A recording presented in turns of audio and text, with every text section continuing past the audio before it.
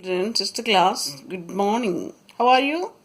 Are you taking care about your health?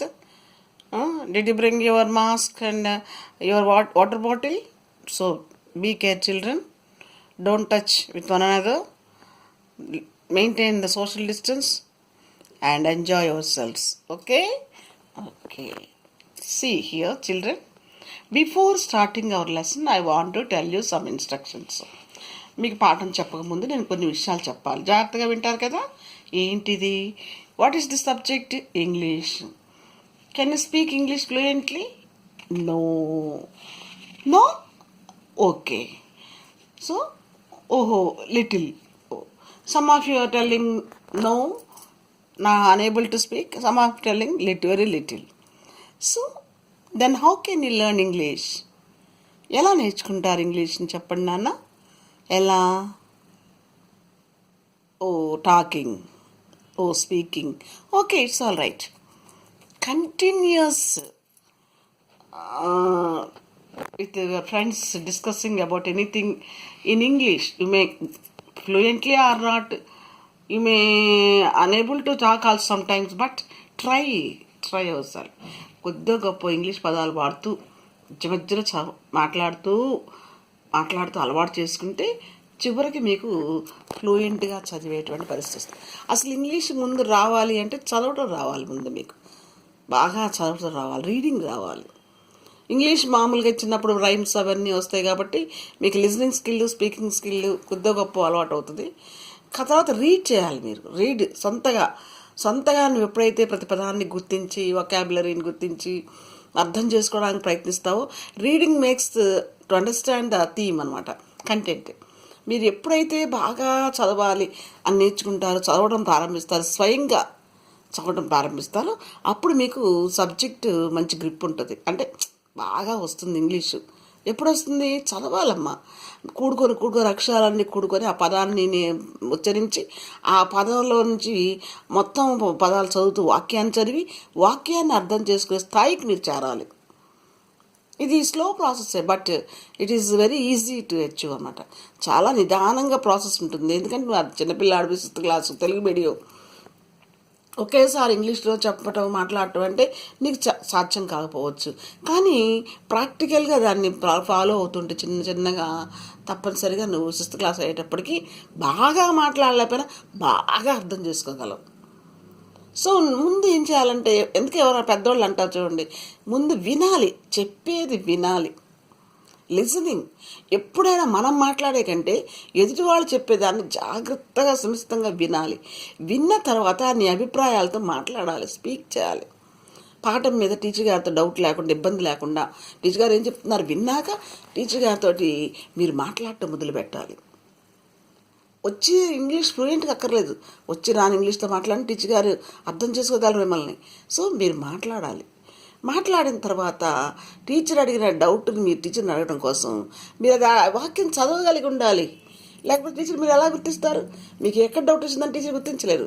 ఆ వాక్యం చదవగలిగితే కనుక, నీకు అండర్స్టాండ్ అవనట్టుంటే కనుక, అప్పుడు the teacher can clarify the doubt. అంటే ఏంటి? మీరు చదవగలిగిన కెపాసిటీకి ఎప్పుడైతే చేరుకుంటారో అప్పుడే మీకు ఇంగ్లీష్ బాగా వస్తుంది. 6th క్లాస్ పిల్లలకి చదవటం అంటే ఏంటి అంటే, ఒక టెక్స్ట్ బుక్కే కాదమ్మా. ఇంగ్లీష్లో ఏ చిన్న న్యూస్ పేపర్ దొరికినా, ఏదన్నా ఇంగ్లీష్ దొరికినా కాసేపు చదివి ఆసక్తి చూపించండి. దాని మీద కొంచెం అర్థమైనా అవపోయినా సరే, మీ టీవీలో వచ్చే సినిమాలని చూడటం లేదా?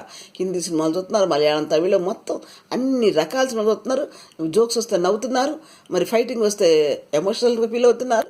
ఇవన్నీ కంప్లీట్గా అర్థమయ్యారా? ఒక తెలుగు తప్ప మీకు తెలుగు వాళ్ళకి మిగతా భాషలన్నీ ఎంజాయ్ చేస్తున్నావు ఒక సినిమాల్లో. అంటే సినిమాలో ఏముంది? నీకు ఎంతూజియాజం ఉంది, తర్వాత ఇయర్నెస్ ఉంది, నెక్స్ట్ వాట్ నెక్స్ట్ అని. తర్వాత ఏమవుతుంది తెలుసుకోవాల్సినటువంటి ఉత్సాహంతో నువ్వు ముందుకెళ్తున్నావు. అదే ఉత్సాహం దేంటో కూడా చూపించాలి, లెర్నింగ్లో చూపించాలి. నేర్చుకునే విధానం, చదువు ఏ సబ్జెక్ట్ అయినా సరే నీకు ఉత్సాహం ఉంటేనే ఎవరైనా ఏమైనా చేయగలరు. సో నీ ఉత్సాహం రావాలంటే ఏం చేయాలి? కొంత నీ టీచర్ గారు తన పిల్లల్ని అట్రాక్ట్ చేసుకోవాలి. పాఠం చెప్పేటప్పుడు తన రకరకాల హావభావాల ద్వారా పిల్లల్ని అట్రాక్ట్ చేయాలి. దాంతోపాటు నువ్వు కూడా టీచర్ గారితో ఇంకా బాగా చెప్పించుకోవాలంటే నేనేం చేయాలి, what I have to do to make the lesson fruitful అనుకుంటే, ఫలవంతమైన పాఠం చేయాలి అంటే విద్యార్థి ప్రయత్నం లేకుండా ఏ ఉపాధ్యాయుడు చేయలేడు నాన్న. మీరే చక్కగా చిలక పలుకుల్లాగా మాట్లాడుతూ ఉంటే టీచర్ గారు ఇంకా ఉత్సాహంతో చక్కగా పాఠాన్ని మీకు బోధిస్తారు. సరే, కొన్ని విషయాలు మీకు అర్థం కావు, టీచర్ గారు నాట భయం, ఏం కసురుద్దో విసురుద్దో అనుకుంటారేమో. మరి మీ పక్క పిల్లలతో మీకు బాగా చదువు కదా, your very so friendly with your friends.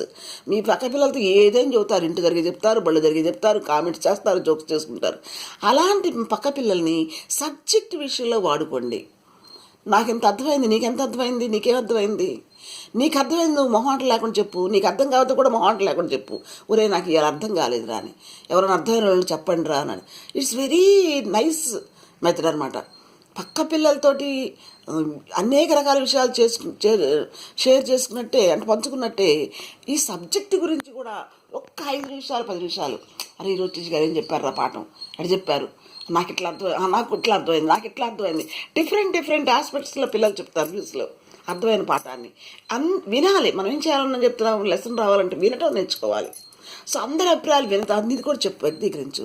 అందరి అభిప్రాయాలు మంచిగా నీకు అనుసరించాల్సి అనిపించినప్పుడు వాటిని కూడా స్వీకరించి ఇంకొంచెం అభివృద్ధి కావడానికి ప్రయత్నించవచ్చు. మీరు గుర్తుపెట్టుకోండి, మీరు పిల్లలు టీచర్ గారు గ్రూప్ వర్క్ చేసినప్పుడు గ్రూప్ వర్క్ నుంచి మంచి రిజల్ట్ వస్తుంది. అదే గ్రూప్ వర్క్ నువ్వు వేగ్గా ప్యాసివ్గా ఉండకూడదు. అంటే ఏంటి, నాకేంటిలే గ్రూప్లో 10 మంది పిల్లలు ఉన్నారు, నేను ఒక్కటి చెప్పితే ఏంటి అనుకోకూడదు. ఆ గ్రూప్ వర్క్ అంటే నువ్వు ఎలా తీసుకోవాలి, ప్రెస్టీజియస్గా తీసుకోవాలి. అంటే అసలు అదొక గర్వకారణంగా తీసుకోవాలి. అమ్మో ఈ స్టోరీ నేను మీ అందరూ రాసాను గ్రూప్ తరపున, ఈ లైన్ నేను చెప్పింది, ఈ స్టోరీలో ఈ లైను నేను కూడా ఆ గ్రూప్లో సమానంగా పార్టిసిపేట్ చేసి నేను చెప్పింది అని గర్వపడే స్థాయికి మీరు గ్రూప్ వర్క్లో చురుగ్గా పాల్గొవాలి. చూడండి, ఐక్యమత్య సగం బలం అన్నట్టు గ్రూప్లో పిల్లలందరూ చేరితే సాధ్యంగా అంది ఏముండదు. తలా ఐడియాతోటి ఒక వాక్యం చెప్తుంటారు, దాన్ని కరెక్ట్ చేసుకొని మొత్తం రాస్తే స్టోరీ అయిపోతుంది.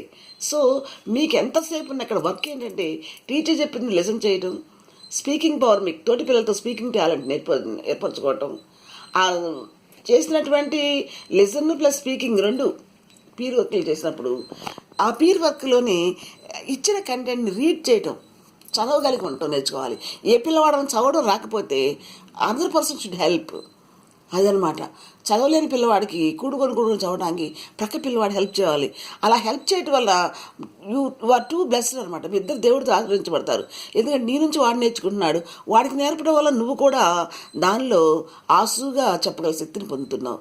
సో ఇతరులకు మన నాలెడ్జ్ని చేసుకోవటం వలన ట్వైస్ బ్లెస్డ్ అనమాట.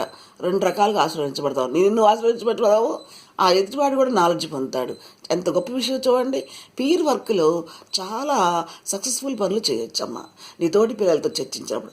ఆ చర్చించినటువంటి అంశాన్ని రాతపూర్వకంగా రాయాలి. చెప్పుకున్నాం కదా, ఏం చేయాలి, ముందు లిసనింగ్ చేయాలి, తర్వాత స్పీకింగ్ చేయాలి, తర్వాత ఏం చెప్పుకున్నాం మనం, రీడింగ్ చేయాలి. రీడింగ్లో ఇంపార్టెంట్ విషయాలు ఏం చేయాలి, నోట్ చేయాలి. అంటే ఏం చేయాలి, రైటింగ్. భాష రావాలి అంటే ఈ 4 నిరంతరం ప్రాక్టీస్ చేయాలి. Listening, speaking, reading, writing. ఈ 4 నువ్వు ప్రాక్టీస్ చేస్తే నువ్వు ఏం నేర్చుకున్నట్టు, ఇంగ్లీష్ కాదు, ఏదైనా ఏ విషయం నేర్చుకుంటే అది నేర్చుకున్నట్టు. ఇక్కడ నేను ఏ పాఠాలు చెప్తున్నాను, ఇంగ్లీష్. సో ఇక్కడ ఏమైనా వచ్చింది, learning of English. How it is possible to learn English? By listening, speaking, reading and writing we could achieve. With the help of your teacher and with the help of your classmates in group work, you can reflect the work very easily. Children, అర్థమైందా? ఇంగ్లీష్లో ఏ అంశమైనా సరే అంత జాగ్రత్తగా మీరు కష్టపడాలి. తర్వాత మీరందరూ గమనించాలి, మనకి యూనిట్ 1 ఉంది కదా, యూనిట్ 1లో A reading, B reading, C reading ఉన్నట్లే ఆ యూనిట్ 1కి సంబంధించిన, 2కి సంబంధించిన, 3కి సంబంధించినటువంటి పదజాలంతో, వొకాబులరీతో కూడినటువంటి ఒక స్టోరీ ఇస్తాడు ముందుగానే మీరు ఊహించుకోవడానికి. ఏ బేస్ మీద ఆ యూనిట్ ఇవ్వబడింది, ఏ ఉద్దేశం మీద, ఆ యూనిట్ యొక్క ముఖ్య ఉద్దేశం ఏంటి అనేది తెలుసుకోవడానికి మీకు ఒక లిసనింగ్ పాసేజ్ ఇస్తారు. దాన్ని టెక్స్ట్ ఫర్ లిసనింగ్ అంటారు. ఇక్కడ చూస్తున్నాను చూడండి. ఇప్పుడు నేను మీకు లిసనింగ్ పాసేజ్కి వస్తున్నాను.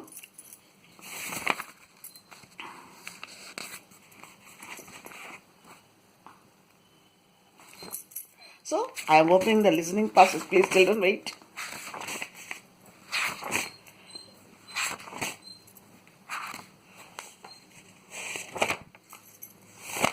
I missed the page now.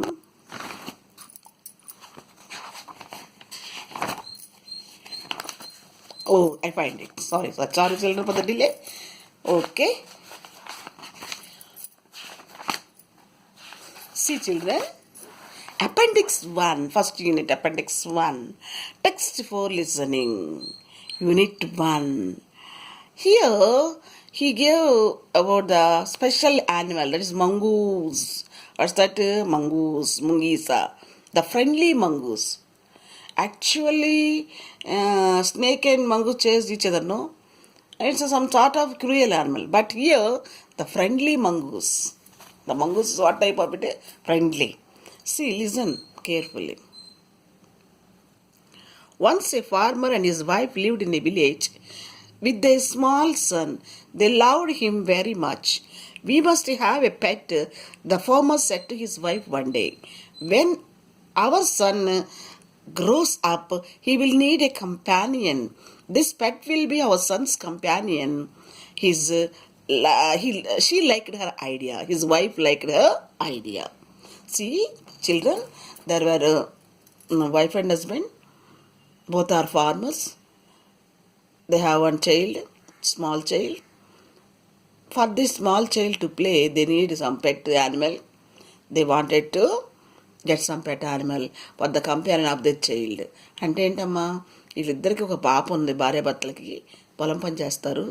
వాళ్ళకి పిల్లవాడు ఒంటరిగా ఉండకుండా ఆడుకోవడానికి ఏదైనా తోడుంటే బాగుండని ఒక జంతువుని పెంచుకుందాం అనుకున్నారు అని చెప్పాడు సలహా. ఎవరు? భర్త సలహా భార్యకు బాగా ఏమైంది, నచ్చింది. How can you say his wife liked the idea? What is the idea? To get a pet animal in their house for the companion of their child. Why they want to get the pet animal? For the companion of their child. You need not put any questions or in this something, nothing.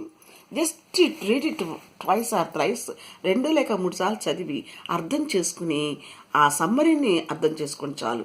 అలా చేసుకుంటే ఏమవుతుందో మనం చెప్తే ఇప్పుడు నేను చెప్తాను. One evening, the farmer brought with him a tiny mongoose. Very little, tiny means very little mongoose. It is a baby mongoose, said his wife. Abbo, chal bagundi, baby mongoose, she called it. But will soon be fully grown. He will be a friend to our son. Now it is little, but it will soon grow and it will be the companion of our son. ఇప్పుడు మీకు చిన్నగా ఉంది, పెరుగుతుంది, త్వరగా పెరుగుతుంది mongoose, అప్పుడు మన బాబుకి కంపానియన్ అవుతుందని చెప్పాడు రైతు. Friend, companion means friend. Both the baby and mongoose grew. So as the father says, this two grew, boy and a mongoose. In 5 or 6 months, the mongoose had drawn into full size. చూడండి అమ్మ, మనుషులు పెరిగే వయసు, జంతువులు పెరిగే వయసు తేడా ఉంటుంది. మనం పెరగాలంటే 18 ఏళ్ళ దాకా పెరుగుతూనే ఉంటాము, లేదా కొంచెం 5 ఏళ్ళు దాకా అని తెలుస్తుంది మనకి. ఇక్కడ మంగూస్కి 5-6 నెలలకి తను పెరగాల్సిన సైజు పెరిగింది, నాలెడ్జ్ కూడా పెరిగింది. Full size grown. A lovely animal with 2 shining black eyes. It was so lovely to see with its 2 shining black eyes. Blackberry లాగా మెరిసే కళ్ళు ఉన్నాయి, మెరిసే కళ్ళు. And bushy tail, తోక ఎంత చక్కగా ఉందో గుత్తగా, bushy tail. The farmer's son was still a baby in the cradle. But the son of the farmer did not know about the mongoose because I told you already, it will take lot of time for people to grow. So he was still in the cradle. ఉయ్యాల్లోనే ఉన్నాడు 5-6 నెలలకి. Sleeping and crying alternately. ఈ cradle అన్న మాట గుర్తుపెట్టుకోండి. నేను నిన్న పద్యం చెప్పాను మీకు. ఆ పద్యంలో కూడా మీకు ఏమొచ్చింది? Cradle child, Rabindranath Tagore. Okay. Sleeping and crying alternately. Sleeping and crying అప్పుడప్పుడు ఏడుస్తుంటాడు, అప్పుడప్పుడు చక్కగా నిద్రపోతూ ఉంటాడు. ఆల్టర్నేట్ చేస్తుంటాడు ఆ పనులు, ఏడవటం, నిద్రపోవటం. You need not be afraid said farmers. One day the farmer's wife wanted to go to the market. So one day the farmer's wife go to market to bring something. ఏదో తెద్దామని ఆ మార్కెట్కి వెళ్ళాల్సి వచ్చింది. The mongoose she fed the baby and rocked him to sleep in his little cradle. Rocked means ఉయ్యాల్లో పరుండబెట్టుట. పరుండబెట్టి పిల్లవాడిని నిద్రపుచ్చింది ఉయ్యాల్లో. Picking up the basket, she said to her husband, I am off to the bazaar. I am off to అంటే I am not in the house, I am going to outside. So I am off to the bazaar. I am going to bazaar. The baby is sleeping. Keep an eye on him. ఒక కన్ను పెట్టించు, దృష్టి పెట్టించు. an eye అంటే కళ్ళు పెట్టడం అంటే బాబు వైపు ఒకసారి అప్పుడప్పుడు చూస్తూ ఉండు. Frankly, I don't like to leave the child alone with the mongoose. See, don't depend upon mongoose. It is a cruel animal. I don't want to depend on that mongoose fully gave warning. Farmer's wife. నేను mongoose నమ్మను, నువ్వే జాగ్రత్త చూడు పిల్లాడిని, mongoose మీద మాత్రం వదిలిపెట్టద్దు బాధ్యతని అని చెప్పెళ్ళింది. So you need not be afraid, said farmer. Don't feel like that. Everything is okay. Go. Who said farmer? నువ్వేం భయపడాల్సిన పని లేదు అట్లా చంపుద్దని. The mongoose is friendly animal. దానికి కూడా స్నేహం తెలుసు. ఎవరికైనా మంచి చెడు రెండు ఉంటాయి కదా, సందర్భాన్ని బట్టి దానికి కూడా స్నేహం తెలుసు. It is as sweet as our baby. చూడంత బాగుందో, మన బాబు కంటే మన బాబులాగే ముద్దులవుతూ ఉంది చక్కగా. As sweet as baby and they are best friends. You know our mongoose likes our son very much. Our son also enjoy seeing mongoose. So they are best friends. Why you afraid? Go to the market peacefully. ఎందుకు భయపడతావు, హాయిగా రా అని చెప్పాడు. Farmer to whom he said to his wife. అలా చెప్పి ఆమె బజార్ వెళ్ళిపోయింది. The wife went away. So she left the market. మార్కెట్కి వెళ్ళిపోయింది. And the farmer, having nothing to do in the house, decided to go out and take a look at his fields no far away. ఈ రైతుకి ఇంట్లో ఏమి తొయ్యక పనేమి లేక, he wanted to see the fields which were so near. దగ్గరలో ఉన్న పొలాలు ఒక్కడికి చూసి వస్తే బాగుంటుంది అనిపించింది, బయటికి వెళ్ళిపోదామని. He ran into some friends on the way back and did not return for quite some time.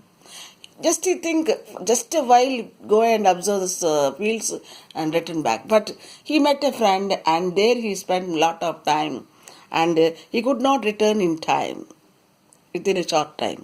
అనుకున్న టైంకి రైతు రాలేకపోయాడు. ఫ్రెండ్ని కలిశాడు, బాతాకాని పిచ్చాపాటి మాట్లాడుకుంటూ అక్కడే ఉండిపోయి తక్కువ టైంలో వద్దామన్న అతనికి ఎక్కువ టైం పట్టింది. The farmer's wife finished her shopping and came back home with a basket of groceries. What does it mean, groceries? కూరగాయలు. She came with full of groceries in the basket and she came to the house. ఇంటికి వచ్చింది, shopping ముగించి కూరగాయలు బుట్టనని తీసుకొని వచ్చేసింది. She saw the mango sitting outside as if waiting for her. So she thought mango was waiting for her for the food or something. Mongoose తన కోసం ఆహారం కోసం దగ్గర ఎదురు చూస్తుంది అనుకొని చూసింది మంగూస్ వైపు. On seeing her, he ran to welcome her as it was customary. Customary means regular action. యజమాన్ని చూడగానే పరిగెత్తుకుంటూ వెళ్ళి ఆనందాన్ని తెలియపరుస్తుంది మంగూస్. అది రోజు జరిగే పని, customary. The farmer's wife took one look of the mongoose and screamed. By seeing the mongoose, the farmer screamed. వెర్రి కేక పెట్టింది, screamed. దాని మూతికెళ్ళి చూసి blood, she cried. రక్తం అని పెద్దగా అరుస్తుంది. The face and paws of the mongoose were smeared with the blood. Mongoose యొక్క మొహం, అక్కడ ఉన్నటువంటి దాని పాస్ అన్నీ కూడా రక్తంతో, కూరలు రక్తంతో కనిపించాయి. స్మియర్డ్ విత్ బ్లడ్, రక్తం ఉంది వాటి నిండా కమ్ముకొని. You wicked animal, you have kill my baby, she screamed hysterically. పిచ్చి పుట్టిన దానిలాగా హిస్టీరికల్లీ, ఒక్కస పూనకం వచ్చిన దానిలాగా ఏమంటుందామె? యూ వికెడ్ యానిమల్, క్రూర జంతువు, దుర్మార్గురాల, you have killed my baby, అమ్మో నా బేబీని చంపేశావు కదా నువ్వు. She was blind with rage. Rage means high anger, విపరీతమైన కోపంతో ఏమైందామె? బాగా గుడ్డిదైపోయింది. ఎందుకన్నారు? వాస్తవాలు చూడలా. ఎందుకు అసలు రక్తం ఉంది దానికి అని ఒక నిమిషం ఆలోచించలేదు ఆమె. ఆ వెర్రి కోపంతో గుడ్డితనంగా ఏం చేసింది ఆమె? She hit the mongoose hard with a stick. She had beaten the mongoose hardly with a stick. చాలా గట్టిగా కొట్టింది కర్రతో. And ran inside the child's cradle. ఇంకా మంగూస్కి ఏమైంది అని కూడా చూడాలి. అంత గట్టి కొట్టి అయ్యో పాపం దానికి ఏమన్నా అయిందా అని కూడా ఆలోచించకుండా ఆవేశంగా she went the cradle to see her son. వాళ్ళ దగ్గర పరుగులు తీసుకుంటా వెళ్ళింది పిల్లవాడిని చూసుకోవడానికి. The baby was fast asleep. He was so peacefully sleeping. But the floor lay black snake, torn and bleeding. ముక్కలుగా చీల్చింది మంగూస్ పాముని కోరలతో. అక్కడ రక్తం ఓడుతూ పడి ఉన్నది పాము. ముక్కలుగా చీల్చి పారేసింది అన్నమాట మంగూస్. పిల్లాడిని చంపేసింది ఎవరని. షీ వాజ్ బ్లైండ్ విత్ అమ్మ. In a flash she realised what had happened. Within second she came to understand what had happened. ఏమి జరిగిందో ఒక ఫ్లాష్ అంటే within seconds she could understand what was happen. ఏం జరిగిందో అర్థం చేసుకుంది. She ran out looking for the mongoose. ఇమీడియట్గా she ran out to see mongoose చుట్టా పరిగెత్తింది పశ్చాత్తాపంతో. Oh you saved my child, you killed the snake, what have I done, she cried, touching the మంగూస్ని తాకుతూ తడిమి తాకుతూ. ఓహో యూ సేవ్డ్ మై చైల్డ్, నా బిడ్డను నువ్వు కాపాడావు. యూ కిల్డ్ ద స్నేక్, పాముని చంపావు. వాట్ హ్యావ్ ఐ డన్, అంతటి నీకు నేనేం చేశాను, మరణశిక్ష విధించాను అని ఏడ్చుంది. ఉపయోగం ఉందా? లేదు. Who lay dead and still. Dead and still means కదలా మెదలకుండా, చచ్చిపోయి కదలా మెదలకుండా పడుంది. ఎట్లా ఉంది అట్లా పడుంది. Unaware of her sobbing. Unaware అంటే do mongoose notice her repentance? No, it was already dead. So unaware అంటే ఆమె ఏడుపు ఆమె మంగూస్కి వినిపించిన పరిస్థితిలో లేదు, ఓనర్ది. Then she heard the baby crying. The baby was crying in the cradle. That voice was heard by her. Wiping her tears, she went to feed him. Wiping means తుడుచుకోవటం. వైపర్స్ అంట మన కార్లకి వర్షం పడితే ఆ డ్రాప్స్ ఇంకా తుడిచేది. అలాగే మన చేత్తో మనం కళ్ళు తుడుచుకోవడానికి అంటారు wiping. Wiping her tears, she went into feed him అంటే అతనికి ఆహారం అందించడానికి లోపలికి వెళ్ళింది. What do you learn from this story? Come on, tell me children, what do you learn? Too much anger makes us blind, makes us like a dirty cruel mind person. ఎక్కువ కోపం మనల్ని వికృతమైన మనుషులుగా మారుస్తుంది. ఆవేశము కొన్ని అనర్థాలకు దారితీస్తుంది. తన కొడుకుకి ప్రాణం కాపాడినటువంటి ముంగీస్ని వెనక ముందు చూడకుండా ఆవేశంతో చంపి పారేస్తుంది ఆవిడ. తిరిగి వస్తుందా ముంగీసా? రాదు. సో మన ఆవేశాన్ని మనం ఎప్పుడు కంట్రోల్ చేసుకోవాలి.